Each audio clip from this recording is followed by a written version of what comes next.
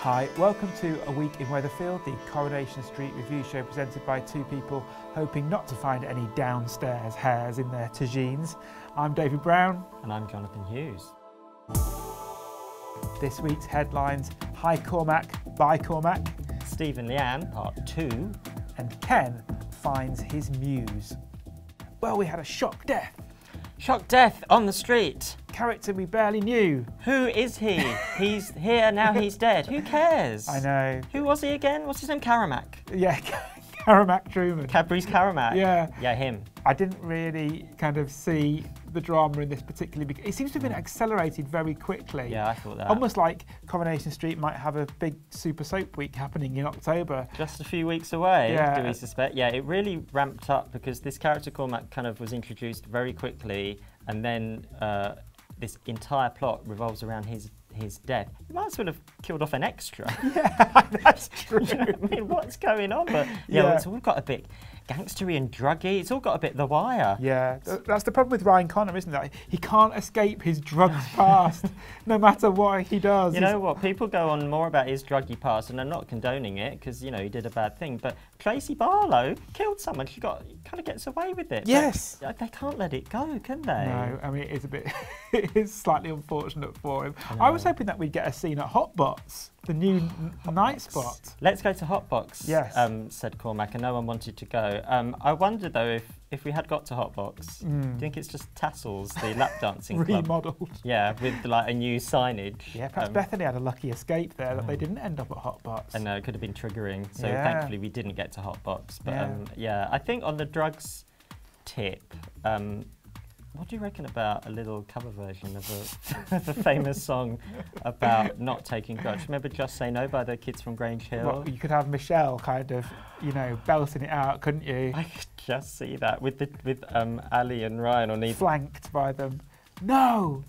Just say no. I can see that. If Hearsay aren't reforming, which I don't think they are, then yeah, Michelle and her sons. Yes. To get the anti-drug message in. Yes. But yeah, very anti-drug message, obviously, in this storyline. Yes. Anyway, on to something else which was kind of like accelerated rather quickly this week.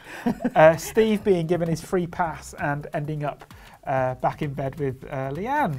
Is it just because he's local, as Said Toya asked? Yeah. I love that. I think that's what everyone's asking.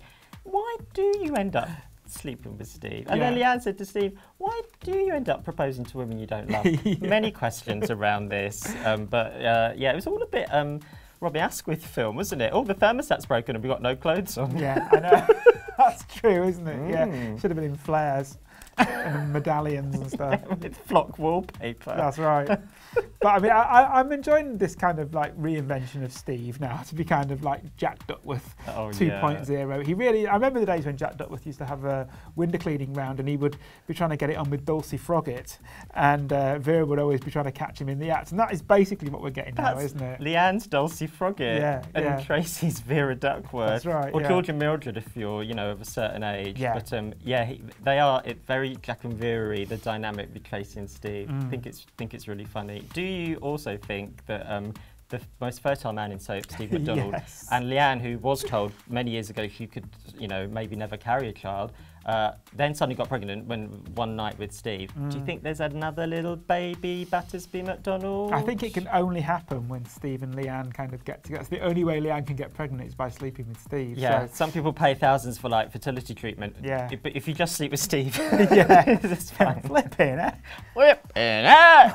Yeah, it's surely. What else is the point though of putting Steve and Leanne together with Luther Vandross on the stereo, unless she's going to get preggers again? Well, also to kind of give him increased ambivalence about his upcoming nuptials. Again, similarly to the Cormac story, this has been quite accelerated, I feel, because Steve and Tracy's wedding is coming up. Perhaps there is a big super soap week coming up. I feel they had to invent some proper jeopardy for Steve and Tracy's wedding, didn't they? Quite quickly. Yeah, definitely. I mean, what would Tracy do if she found out? I mean, that page boy outfit is going to be the least of her troubles, isn't it? Never mind the McDonald tartan. Yeah. But as for Peter Barlow getting all kind of like high and mighty about, he's got a cheek, hasn't he? Don't get me started. Which one of your 38 wives you were married to at the same time would we like to throw up as Exhibit A for your moral high ground, Peter Barlow? Oh, no. Give it a rest, Barlow. Please. But anyway, from one Lothario Barlow to another. Labario. We also had the granddaddy of them all, Ken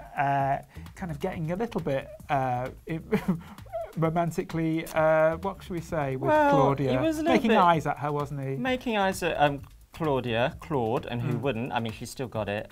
But he found his muse, literally, because Ken's been writing short stories. He's moving into fiction. Yes. It's very exciting for all of us. Not getting much success. With no success at all.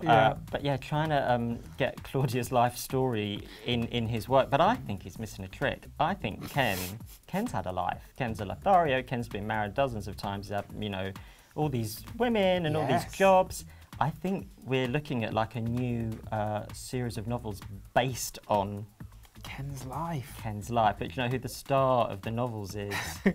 Ben Carlo. Yes, do you see what we've done there? Yeah. Ben Carlo, A Life. With some steamy kind of Mills and Boon style covers. Very much so. Yeah. So in all of his guises throughout the years. So like when he's working at the Weatherfield recorder. Oh yeah. So there's one set in the 80s where Ben Carlo is is a high-flying newspaper editor and has a torrid romance with his sexy secretary. Yeah, I think that. Yeah, it's very Jackie Collins. Well, it is the way I tell it.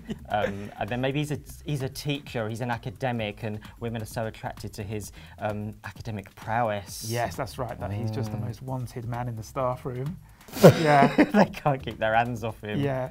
Well, he was also a male escort as well, wasn't he? At one point. That's a really big chapter. I mean, his date did die. I think it was Bridget Forsyth. I seem to remember. So it was. Yes. Then it becomes a murder mystery, and things get a bit tricky. I think there's also a nemesis throughout these. You know, Poldark has Warleggin. Yes. Batman has the Joker. Yeah. Ben Carlo's got Bike Maldwin. Yes, the tyrannical factory boss. Yeah. Always trying to steal his women. Yeah. I can't wait for this serialisation in the Weatherfield Recorder, can you? It'd be absolutely amazing. Anyway, we better close our book on that because we're off to the Bat Society meeting. Oh, yeah. Remember that, Johnny? Don't be do late. that now. Yeah. So we'll be back in 7 days' time with another week in Weatherfield.